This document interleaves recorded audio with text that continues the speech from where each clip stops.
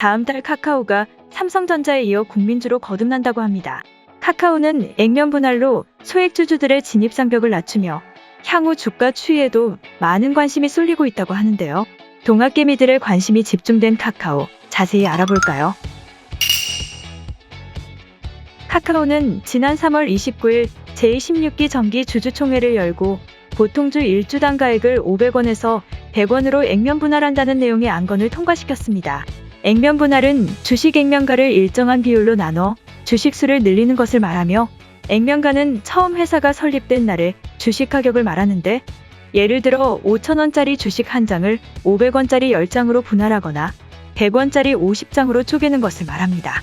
액면 분할은 증권의 가격이 너무 비싸 매매가 어려워질 경우 소액으로도 매매를 할 수 있게 만들기 위해 실시하는데요. 카카오가 액면 분할을 결정하면서 액면 가액은 500원에서 100원으로 낮아지고, 발행 주식은 8,870만 4,620주에서 4억 4,352만 3,100주로 늘어나게 됩니다. 3월 26일 종가인 49만 5천 원을 기준으로 했을 때 약 9만 원대의 카카오 주식을 살 수 있게 되는 것인데요. 분할 상장 예정일은 4월 15일이며 거래는 4월 12일부터 14일까지 정지된 뒤 15일부터 액면 분할된 가격으로 재개될 예정입니다. 카카오 관계자는 액면 분할 배경에 대해 주당 주가를 낮춰 보다 다양한 시장 참여자들의 접근성을 높이고 카카오에 투자할 수 있도록 했다고 설명했습니다. 액면 분할은 기업의 재무구조에는 영향이 없지만 수급상으로 미치는 파급 효과가 적지 않는데요. 통상적으로는 호재로 작용하고, 액면 분할을 하면 유통 주식 수가 늘면서 거래가 활성화되고 주가 상승에도 긍정적 요인으로 작용하기 때문입니다. 개인 투자자들 입장에선 주식이 훨씬 싸게 느껴지고 투자하기에 부담 없는 금액이 되는 셈이죠. 이에 따라 카카오의 향후 주가 전망을 놓고선 긍정적인 견해가 지배적입니다.